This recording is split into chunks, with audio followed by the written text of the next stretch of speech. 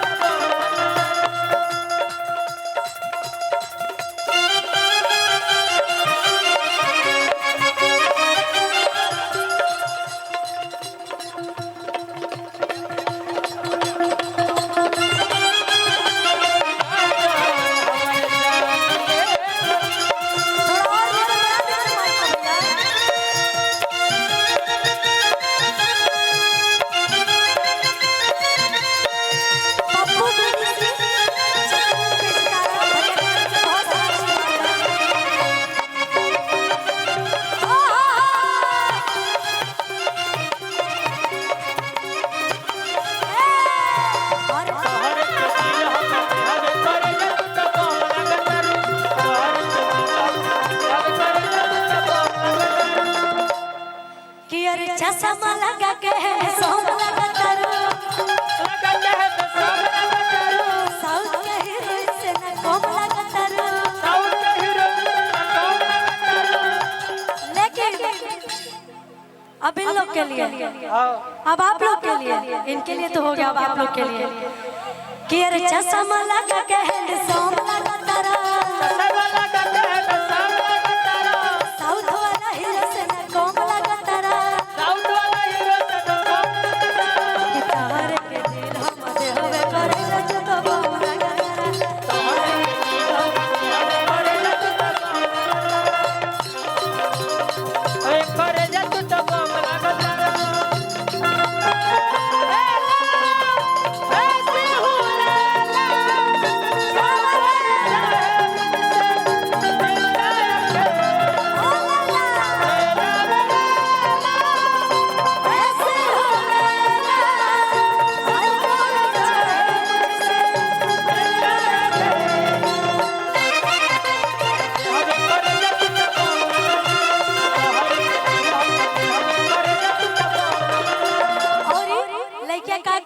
चलने दीजिएगा थोड़ा थोड़ा।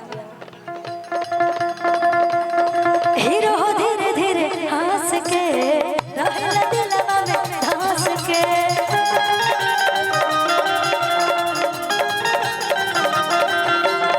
हीरो हो धीरे धीरे हंस के रहला दिलवा में धंस के।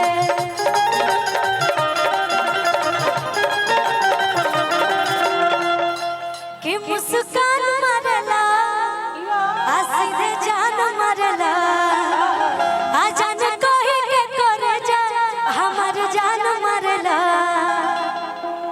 अरे सेट को के दाढ़ी चमचम लगा तारा,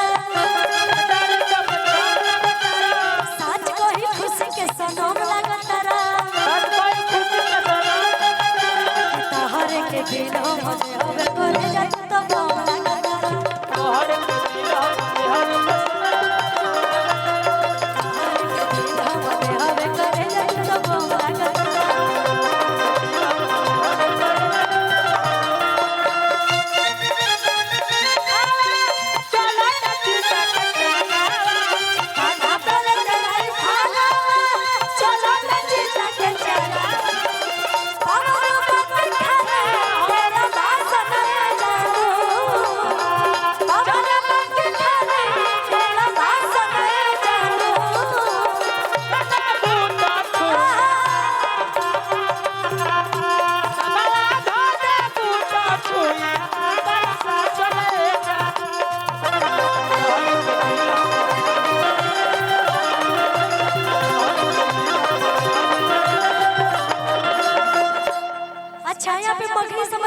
है मगई? अच्छा, एगो गाना हमारा आप सब बहुत प्यार दे रही और वो गाना हम हर मंच पे गाइले, तो ये मंच में भी हम चाहते हैं कि गाना गा के जाए